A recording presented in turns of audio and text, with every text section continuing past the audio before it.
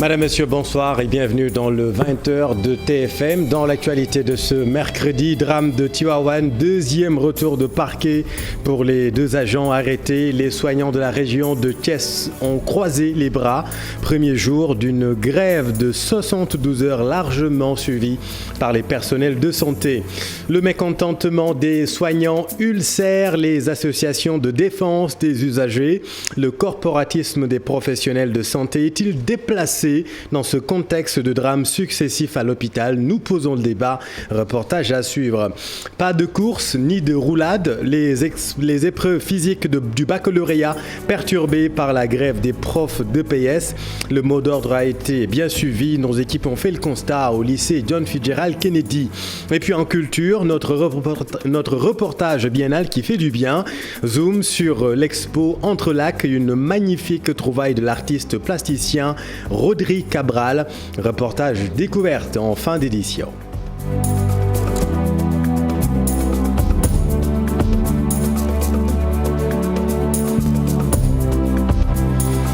Retour de parquet pour les deux agents arrêtés dans le cadre de l'enquête relative à l'affaire du drame de Tivaouane. Personnel soignant en colère dans toute la région de Thiès. Ils ont boudé stéthoscope et tensiomètre. Aujourd'hui, la grève de 72 heures décrétée par le SUTSAS a été largement suivie par les personnels de santé.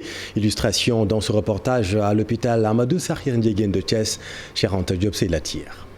Ces personnels de santé de la région de Thiès ont bien respecté le mot d'ordre de grève. Une grève de 72 heures observée partout, dans toutes les structures sanitaires de Thiès et du département de Tivaouane. Le pourquoi, aujourd'hui, on observe à compter d'aujourd'hui 72 heures de grève. Et cela aussi, c'est donc issu de la rencontre du bureau régional, donc juste après le sitting régional. Les gens ont jugé aujourd'hui de corser l'assistance et le soutien envers nos camarades. À l'hôpital Amadou Sakhir Ndiéguène de Thiès, c'est le désert total. Aucun service ne fonctionne. Vous l'avez vu, aucun service ne fonctionne, hormis les urgences, bien entendu, parce que les populations doivent savoir également. Ces gens-là, leur place, c'est pas là-bas. Dans la même lancée, les syndicalistes de la santé ont appelé les personnels de santé à se mobiliser devant le tribunal de grande instance de Thiès. Les mises en cause dans cette affaire, une sage-femme et une aide infirmière sont présentées actuellement au procureur. À un moment, on leur a fait bénéficier d'un retour de parquet. C'est ce matin, effectivement, qu'elle devait revenir vers le procureur. Mais nous, on maintient notre soutien détaillant pour que justice soit faite. On n'est pas contre à ce que justice soit faite, mais quelle justice également? Qu'est-ce qui les lie dans un incendie? Il ne s'agit pas d'un manquement dans les soins, mais dans un truc technique. Pour rappel, le mercredi dernier, 11 nouveau-nés ont péri dans un incendie au service néonatologie de l'hôpital Mame Abdou Aziz Sy Dabakh de Tivaouane. Mécontentement des soignants jugés irresponsables par les responsables des associations de défense des usagers. Dans tous les cas, pour ces responsables, les patients ne doivent pas subir les conséquences des défaillances techniques et autres négligences médicales.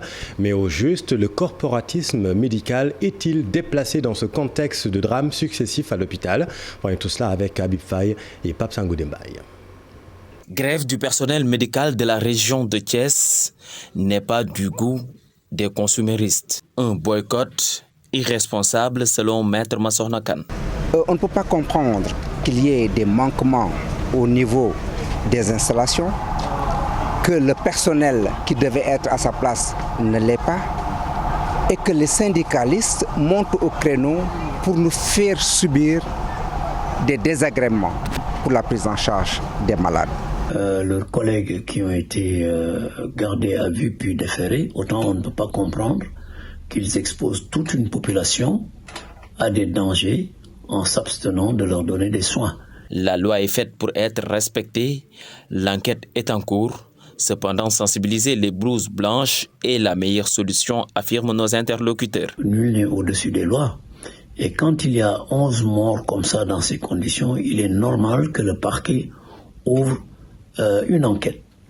Et cette enquête n'a pas été confiée à n'importe qui, ça a été confié à la DIC. On a toujours tendance à voir les syndicalistes monter au créneau pour revendiquer des problèmes de finances. Alors que la sensibilisation pour que chacun reste à ses attributs. Face à cette situation qui paralyse le système sanitaire, l'ancien Premier ministre Abdoul Mbaye dénonce dans un tweet le comportement du personnel soignant. Je comprends le réflexe corporatiste, mais il doit se donner des limites. Les agents de santé ne peuvent bénéficier d'une immunité générale a priori. Ce serait accepter toute mort évitable et la dégradation certaine des soins. La faute professionnelle peut partout exister. Et concernant l'affaire du bébé déclaré mort par erreur à Kaolack, l'accusé écope de 6 mois de prison avec sursis. L'assistante infirmière a reconnu devant la barre qu'elle n'avait pas la compétence requise pour délivrer des certificats de décès à Kaolack. Pape Mbaye Diaw. Poursuivi pour mise en danger de la vie d'autrui et usurpation de fonction de médecin, l'assistante infirmière qui avait délivré le certificat de décès du bébé est condamnée à 6 mois de prison avec sursis.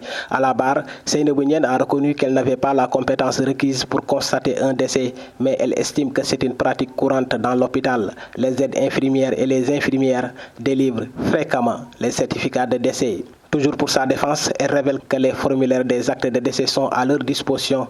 Elles ne font que les remplir et mettre le cachet du service. Alassane Diallo, père du bébé, a déploré l'incident, mais a toutefois confirmé sa lettre de désistement. Dans son réquisitoire, le procureur a demandé une peine de 6 mois avec sursis. Les avocats de Seynabou Ndiène, dans leur plaidoirie, ont évoqué des circonstances atténuantes et demandent à ce que leur cliente soit relaxée. Au bénéfice du doute, le tribunal a finalement suivi le réquisitoire du procureur en condamnant Seynabou Ndiène à 6 mois de prison avec sursis. A rappelé que dans la journée du 6 mai, l'assistante infirmière en question avait déclaré la mort d'un bébé et arrivé à la morgue, on a constaté que l'enfant est toujours vivant. Réadmis aux urgences, il décède dans la nuit du 6 mai. La mise en cause est condamnée à 6 mois de prison avec sursis. Merci Pape. Et dans une tribune, des professionnels de la santé interpellent les autorités sur l'optimisation qualitative. C'est une priorité absolue suite à ces drames récurrents selon ces signataires. Pour eux, les assises de la santé sont une impérieuse nécessité pour sauver et réformer le système de santé. Synthèse Maïmouna Ndiaye. Des drames qui se succèdent et qui se ressemblent dans les hôpitaux sénégalais, objet d'une tribune. Au total, ils sont 30 signataires, la plupart des professionnels de la santé. Ces spécialistes disent plus jamais ça, des multiples tragédies qui secouent actuellement nos structures de santé. Cette tribune remet en question tout le système, entre perte de chance, rupture de prise en charge, mécontentement des personnels, la liste des mots est longue. Pour mettre fin à ces faits dramatiques, ces acteurs locaux et de la diaspora posent le débat sur la refondation du système de santé, en particulier le service public. Cette nouvelle organisation passe par de nouveaux référentiels, un contrôle fréquent et une législation forte. Pour réformer le système dans son ensemble, la tribune demande l'implication des professionnels de la santé, des assises de la santé, entre autres. Elle propose également un guide opérationnel basé sur des réalisations sur le terrain. Et à signaler, Maïmouna, que 19 des 30 signataires de cette tribune sont établis à l'étranger, notamment en France. Santé toujours, Kédougou, une rencontre d'échange et de partage sur le fonctionnement de l'hôpital régional Amath Dansokho a réuni les différents chefs de service 1 an après l'inauguration de cet établissement. L'hôpital régional d'Amath Dansokho peine toujours à avoir un anesthésiste en permanence. Du coup, les services de la chirurgie rencontrent d'énormes difficultés. Ibrahima Djebarati, reportage. La prévention et la vigilance au sein de l'hôpital régional Amath Dansokho sont de plus en plus renforcées. En effet, la gestion des risques est devenue une préoccupation quotidienne des autorités sanitaires. Nous sommes dans un contexte assez particulier, vous l'avez noté. Aujourd'hui, si on prend le cas de ce qui s'est passé à Tivaouane, le risque incendie est un risque qui existe partout, dans n'importe quel type d'établissement. Je dis heureusement parce que pour l'hôpital de Kédougou, dans la conception intégrée de l'hôpital, tous les critères de sécurité sont intégrés. Maintenant, il nous reste à nous de pouvoir en tout cas former notre personnel sur tout ce qui est réflexe de secours, réflexe d'utilisation des matériaux qui sont là pour que en cas de sinistre, en cas de début d'incendie, en tout cas qu'on puisse être optimal dans la prise en charge. Même si l'essentiel des spécialistes sont sur place, des efforts restent encore à faire dans le domaine de l'anesthésie où l'hôpital peine encore à avoir un spécialiste en permanence. Je vous ai dit qu'on a 95% de prestations, il nous reste peut-être 5% à combler qui sont quand même d'une importance capitale, c'est le domaine de l'anesthésie où on a quand même quelques difficultés d'avoir une anesthésiste en permanence. Ce qui fait que, en tout cas, pour parfois prendre des malades en urgence pose souvent un problème. Et le secteur du bloc opératoire également ne nous permet pas de trop avancer. Mais c'est des solutions sur lesquelles on est en train de travailler. Déjà, l'État du Sénégal a affecté un médecin anesthésiste qui sera là dans 2 mois. Il termine juste sa formation. En attendant l'arrivée de ce médecin spécialiste, les chirurgiens devront s'attacher des services d'un technicien supérieur dans ce domaine.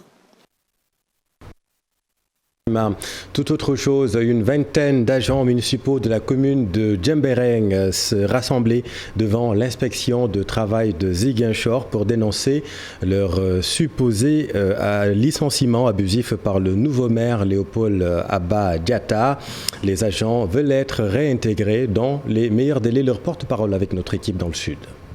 Depuis quelque temps, effectivement, nous avons des camarades de la mairie de Djembereng qui ont des difficultés avec leur maire.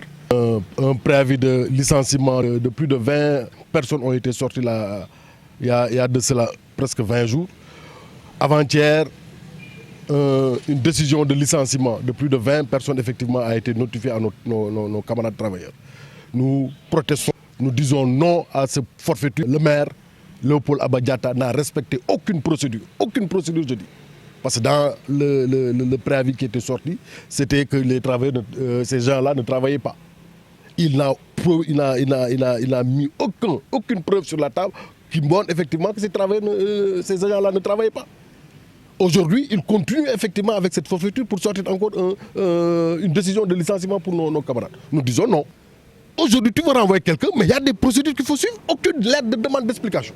Aucune lettre de demande d'explication n'a été proférée à nos agents. Donc on ne comprend pas. Nous ne comprenons pas pourquoi cet harcèlement, pourquoi ces menaces à travers ces gens. Ce n'est uniquement qu'un règlement politique. Et nous disons, sur ce champ politique, s'ils veulent, ils nous trouveront sur ça. Nous sommes des travailleurs, nous sommes là pour le développement de la commune de Djembereng, pas pour venir faire la chasse à la sorcière. Aujourd'hui, nous voyons effectivement qu'il a pris un lot de travailleurs qu'ils veulent remplacer ces gens-là par ces derniers-là. Ça ne passera pas et ça ne passera pas du tout. Voilà vraiment ce qui fait aujourd'hui que nous sommes là pour montrer notre indignation face au maire Léopold Abba Diatta, pour lui dire que l'um ko jaral nañu ko fu mu bëgg dem dinañ fa yegg ak mom. Et l'autre grand titre de cette édition, pas de course ni de roulade. Des candidats hagards. Les épreuves physiques du bac n'ont pu se tenir ce matin comme prévu. Les profs d'EPS se réjouissent de leur coup. Reportage au lycée Kennedy ce matin. Mariem Diaye, Alioune Diagne.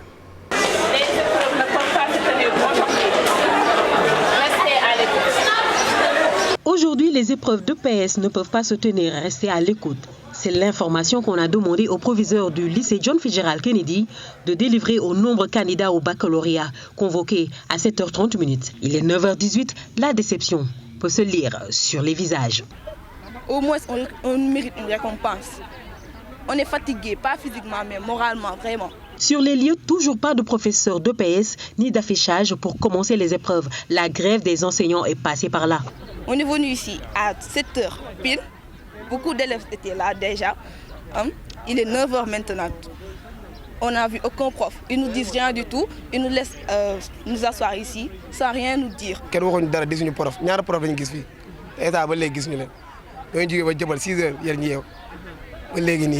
Une année blanche est impensable pour certains. Ils appellent à plus de responsabilités de la part de l'État et des enseignants. Déjà, on est très déstabilisés parce qu'ils avaient repoussé le bac une première fois. On devait faire le bac premièrement le 27 juin, mais ça a été repoussé le 14. Actuellement, les professeurs nous disent que vendredi, si on ne passe pas, si l'État ne paye pas, ben c'est année blanche. Donc nous, actuellement, on est très pénalisés, quoi. Vous êtes inquiets? On est très inquiets, c'est ça. Et donc on prie et on supplie aussi l'État de faire quelque chose. Et on supplie aussi les professeurs de comprendre la situation et de comprendre les élèves. Parce que s'ils nous pénalisent, ils pénalisent toute une année, quoi. La présidente du jury présente dans ce lycée nous dit être en train de statuer sur la situation, mais ne souhaite pas se prononcer face caméra. Merci Mariem. Et puis fini les ventres qui gargouillent de faim dans les longues files d'attente à l'UCAD. La direction du COUD a installé un grand chapiteau pour la restauration, l'espace aménagé pour agrandir le restaurant salué par les pensionnaires. Reportage Mamadou Fall, Youssou Baro. La restauration qui faisait défaut à l'université Cheikh Anta Diop de Dakar semble être résolue définitivement. Un chapiteau d'une capacité de plusieurs milliers d'étudiants a été ouvert au campus. L'objectif, soulager les pensionnaires de l'université Cheikh Anta Diop de Dakar. Sachez que cette année, l'université Cheikh Anta Diop a des effectifs extrêmement importants. Donc, je crois que c'est la première fois dans l'histoire de l'université qu'on a reçu autant d'étudiants. Il était urgent de trouver en tout cas des solutions alternatives. C'est notamment le cas ici, avec l'installation de ce chapiteau de 1000 m², je crois qu'il pourra servir entre 3000 à 4000 étudiants par jour. Et c'est installé au cœur du campus, au niveau de pavillon, comme l'a dit la fille, qui était un peu éloigné des autres restaurants. Je crois que c'est toute l'utilité de cette installation-là qui, on le voit, va certainement soulager en tout cas les étudiants. L'implantation de ce nouveau restaurant va éviter les longues files pour s'alimenter. Espérons bien. Pourquoi? Parce que cet acte que vous venez de poser montre bien que vous êtes très déterminé à améliorer le bien-être de l'étudiant. Et voilà, nous vous remercions quand même de la célérité avec laquelle vous avez traité ce problème-là. Nous saluons ce geste que le directeur a fait parce que déjà à la faculté, on venait de la faculté pour manger avec les restos encombrés et tout ça, on avait des problèmes. Mais aujourd'hui, je pense que tout est fini. Le COUD promet la construction de plusieurs édifices afin de mettre les étudiants dans les meilleures conditions possibles. Dans le Nord, pour parler agriculture, zoom sur la culture de la patate douce, un secteur qui nourrit des milliers de jeunes et de femmes du Waalo. Les acteurs veulent plus de soutien dans ce secteur qui manque parfois de moyens et qui rencontre surtout des difficultés d'approvisionnement en eau notamment. Reportage Ousseynou Diop, Abibsek dans le Waalo. Au village de la commune de Gandon, ici, même sous les arbres, il fait très chaud. Mais les agriculteurs se mobilisent pour récolter la patate douce, une culture très prisée. On cultive ici beaucoup d'hectares, mais c'est très difficile. On doit nourrir et payer chaque jour plusieurs centaines de personnes. Les femmes de Kileboy sont très déterminées. Elles viennent ici tous les jours pour avoir de quoi nourrir leur famille et subvenir à leurs besoins. On s'accroche pour nourrir nos enfants. C'est un travail vraiment noble et c'est pourquoi toutes les femmes sont ici. Les producteurs s'activent pour la récolte. Ici, 47 hectares de terre ont été emblavés, mais les acteurs de la filière patate rencontrent souvent des problèmes. Les producteurs n'ont pas de subvention pour l'engrais. Nous n'avons pas aussi de financement pour augmenter la production. Parmi les difficultés, il y a le problème d'écoulement du produit. Le marché est très saturé et les produits importés de la sous-région détruisent le marché local. En ce moment, la patate du Mali inonde le marché. Ce n'est pas normal et nous sommes obligés de vendre notre produit en Mauritanie. Ces producteurs sollicitent l'aide du gouvernement. Pour eux, la filière peut bien contribuer à l'emploi des jeunes du Waalo, à condition que les acteurs soient soutenus par le gouvernement. Merci Ousseynou. GFM, aux côtés de l'église, une délégation du groupe s'est rendue chez Monseigneur Benjamin Ndiaye, visite qui intervient à quelques jours de la fête de Pentecôte et du pèlerinage marial de Popenguine, une tradition saluée par l'archevêque de Dakar, Marcel Farba Maroun et Amadouba. Comme il est de coutume, le groupe Futur Média a envoyé ce mercredi une forte délégation chez l'archevêque de Dakar, Monseigneur Benjamin Ndiaye. Une manière pour le groupe de presse leader au Sénégal d'apporter sa contribution à l'Église du Sénégal en perspective de la fête de la Pentecôte suivie du pèlerinage marial de Popenguine. Cette année est particulière parce que c'est la première année depuis 3 ans à cause de la pandémie de Covid que nous venons donc pour cette visite de courtoisie et cette remise symbolique de la contribution du groupe Futur Média, c'est-à-dire un bon pour 300 packs d'eau pour accompagner les marcheurs vers Popenguine et une somme symbolique, bien naturellement, comme nous avons l'habitude de le faire chaque année. Un geste qui a ravi le chef de l'Église catholique du Sénégal, lequel a renouvelé ses prières, notamment pour que la paix règne dans un monde frappé par divers événements. J'estime que les milliers de personnes que nous serons à Popenguine, Dieu ne peut pas ne pas être sensible au suffrage que nous allons élever vers lui pour la paix dans notre pays, la paix des cœurs, dans le respect des personnes, des institutions, mais aussi dans une expression libre mais responsable. La paix dans le monde, nous subissons le contre-coup d'une guerre lointaine, mais dont les conséquences sont là bien présentes. La paix dans le champ politique, nous allons vers des enjeux qui s'avèrent déjà assez passionnés. On aimerait que tout se passe vraiment à la loyale et qu'on respecte la volonté populaire qui va s'exprimer à travers les urnes. Priez aussi pour que Dieu bénisse le prochain hivernage. Le groupe Futur Média, qui a déjà organisé un plateau ouvert aux marcheurs de Popenguine, a mis en place une série de programmes pour la couverture de cet événement ô combien important dans l'agenda de l'Église catholique. La messe des marcheurs du samedi ainsi que celle du pèlerinage qui aura lieu lundi prochain seront retransmises en direct à la télé Futur Média et la radio Futur Média.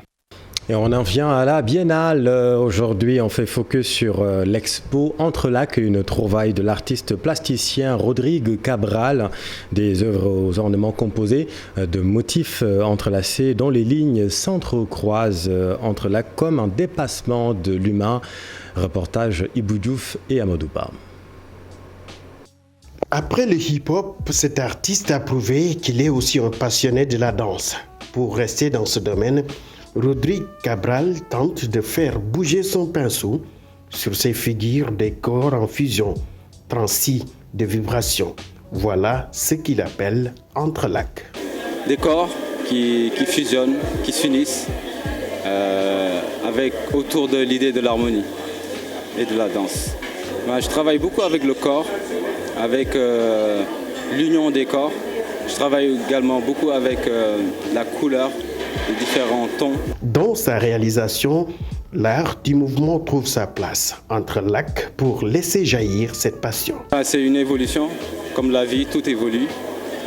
On commence par ramper, ensuite on marche, ensuite on réussit à courir. Du coup, c'est tout simplement une évolution. C'est un moyen d'expression avant d'être de l'art.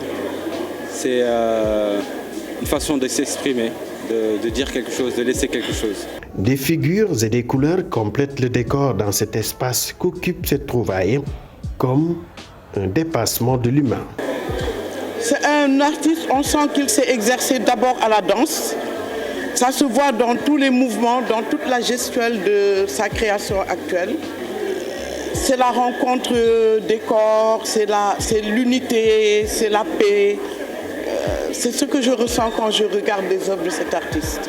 Et mon sacerdoce, mon premier rôle en tant que galeriste, c'est de pousser les jeunes artistes. Rodrigue Cabral est un artiste passionné et son éclectisme décuple ses années. Issu du mouvement hip-hop, il s'essaye à la danse. Aujourd'hui, il démontre une autre facette, la peinture et sa collection Entrelacs. Merci Ibou. Et puis dans l'actualité internationale, la tension qui est montée d'un cran entre la RDC et le Rwanda, la Côte d'Ivoire, en quête d'un nouveau président de l'Assemblée nationale pour remplacer Amadou Soumaoro, décédé en mai dernier, et la Guinée, où les autorités de la transition ont interdit toute manifestation ou marche dans le pays. L'actualité internationale, c'est dans ce récit de Daniel Diouf.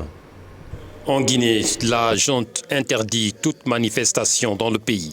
Les autorités évoquent les pertes en vies humaines enregistrées lors des marches contre le régime de l'ex-président Alpha Condé. Par ailleurs, les militaires estiment que rien ne saurait justifier des manifestations à l'heure actuelle, les Guinéens ayant renoué avec le dialogue. Le Haut-Commissariat de l'ONU aux droits de l'homme a exhorté lundi les autorités de Conakry à rétablir le droit de manifester, bloqué depuis le 13 mai dernier. Mardi, les responsables de la transition ont opposé une fin de non-recevoir à cette requête mettant en avant la période sensible que traverse le pays. En Côte d'Ivoire, dans moins d'une semaine, les 255 députés seront appelés à élire le président de l'Assemblée nationale pour remplacer Amadou Soumaoro, qui a succombé à une longue maladie le 7 mai dernier. Adama Bictogo, qui en a assuré l'intérim, a été désigné pour porter les couleurs du RHDP, le parti au pouvoir. Adama Bictogo devrait être élu mardi prochain au perchoir. Son parti, le parti présidentiel, dispose de la majorité absolue. Les choses sont plus compliquées dans l'opposition. Ce mardi, après la clôture du dépôt des dossiers, le PDCI de Henri Konan Bédié n'avait toujours pas officiellement investi de candidat. Quant aux 18 députés pro-Gbagbo, ils pourraient s'abstenir. La tension est montée d'un cran depuis quelques jours entre le Rwanda et la République démocratique du Congo. À l'origine, la détention par l'armée congolaise de 2 soldats rwandais recherchés par leur pays. Il y a quelques jours, les autorités congolaises ont décidé de suspendre les vols de la compagnie Rwandair. Les deux pays ont des relations tendues depuis l'arrivée dans l'est de la RDC de Hutus accusés d'avoir massacré des Tutsis lors du génocide de 1994. Kinshasa a régulièrement accusé le Rwanda de soutenir des groupes armés en RDC. Les relations avaient commencé à se réchauffer après l'élection de Félix Tshisekedi en 2019, mais les récentes attaques du M23 ont récemment ravivé les tensions entre les deux voisins. Et puis, nouveau rebondissement en France dans l'affaire dite des biens mal acquis. Après la mise en examen il y a un mois de 4 des enfants de l'ancien président gabonais Omar Bongo, c'est une ancienne Miss France, Sonia Rolland, qui vient à son tour d'être mise en examen pour recel de détournement de fonds publics, de corruption et d'abus sociaux. La justice lui reproche d'avoir accepté un appartement financé de façon frauduleuse de la part de l'ancien chef d'État gabonais. Les faits remontent à 2003. À l'époque, Sonia Rolland devient propriétaire d'un appartement dans le très chic 16e arrondissement de Paris, un bien immobilier d'une valeur de 640 000 € que l'ex-Miss France reçoit en cadeau de la part d'Omar Bongo, alors au pouvoir. Merci Daniel. Et puis mettre son sport au profit de sa localité, Sadio Mané, on est bien conscient, on est bien un exemple. L'international sénégalais vient de faciliter un partenariat entre sa commune Bambali et celle de Bourges en France. L'accord a été signé par les deux maires de ces localités. Écoutons respectivement Yann Galu et Ibrahima Touré. Quand j'ai rencontré Sadio Mané, j'ai beaucoup insisté sur le côté aussi social. Sur le côté du fait qu'il fallait qu'on noue bien sûr un partenariat sportif, mais aussi un partenariat social. Ce qui m'intéresse, si vous voulez, c'est que on est bien sûr qu'on soit ambitieux pour faire parler de la ville, permettre ce rapprochement, peut-être la création d'un centre sportif entre la France et le Sénégal, entre Bourges et Bambali, etc. Mais le côté accompagnement éducatif, là, j'ai vu dans votre dossier que je viens de parcourir, mais que je prendrai le temps de lire, le côté, par exemple, avoir une attention particulière pour les personnes handicapées, pour les personnes en difficulté, moi, me paraît fondamental, au-delà du sport qui est extraordinaire, qui a une dimension humaine, on l'a encore vu tout ce week-end, mais s'intéresser à la vie des habitants, aux personnes âgées, aux enfants, à l'avenir. On va mettre tout ça sur la table dans les semaines et les mois qui viennent pour voir comment on peut les travailler. Sur le côté sportif aussi, Bambali, il y a beaucoup de talent à Bambali commune, Bambali ville même. Il y a beaucoup de talent, mais manque de moyens. Beaucoup de personnes échouent. L'ambition est là, mais il y a un manque de moyens. Nous, on vit en Casamance et au Sénégal. C'est pas facile. Et puis dans l'actualité sportive, justement, Sadio Mané nominé pour le titre du meilleur footballeur professionnel de l'année en Angleterre. Et puis Angola et Libye qui débutent par des succès les éliminatoires de la CAN 2023. L'actualité sportive dans ce round-up de Cher Sadi Boudjara. La tanière des Lions du Sénégal affiche complet. Sadio Mané est dans le groupe depuis mardi soir. Courtisé par le Bayern Munich, le Paris Saint-Germain et le Real Madrid, l'attaquant et ses coéquipiers ont effectué cet après-midi leur troisième séance d'entraînement en direction du match face au Bénin ce samedi. Un adversaire attendu à Dakar ce jeudi à 13h. Les écureuils qui vont avoir 2 jours pour s'acclimater sont dans une bonne dynamique de rencontre sans défaite qu'ils voudront sauvegarder. Un objectif qui ne va pas être une mince affaire face aux champions d'Afrique, amené par un Sadio Mané nommé dans la liste des 6 candidats au titre du footballeur professionnel de l'année en Angleterre. En attendant son sort dans cette distinction le 9 juin prochain, Mané termine 2e au classement du 11 d'or 2022, remporté par l'attaquant français du Real Madrid, Karim Benzema, qui conserve le trophée. Pendant ce temps, 2 matchs de la première journée des éliminatoires de la CAN 2023 ont rendu leur verdict. Dans le groupe E, l'Angola à domicile renverse la Centrafrique sur le score de 2-1. La Libye s'impose aussi à domicile devant le Botswana 1-0 dans le groupe J. Pour Sao Tomé, c'est une victoire hors du terrain. Le jury d'appel de la CAF annule la disqualification de la sélection suite à la titularisation d'un joueur qui n'avait pas présenté un test PCR contre l'île Maurice. Sao Tomé réintègre du coup le groupe A des éliminatoires de la CAN 2023 où se trouvent le Nigeria, la Sierra Leone et la Guinée-Bissau. Merci cher, c'est la fin de cette édition. Merci infiniment de l'avoir suivi. L'info continue dans un instant dans Soir d'Info avec monsieur Hamadi Dian, l'invité de Pape Abdoulaye Der pour cette dernière partie. Restez avec nous, vous êtes au bon endroit. Bonne soirée.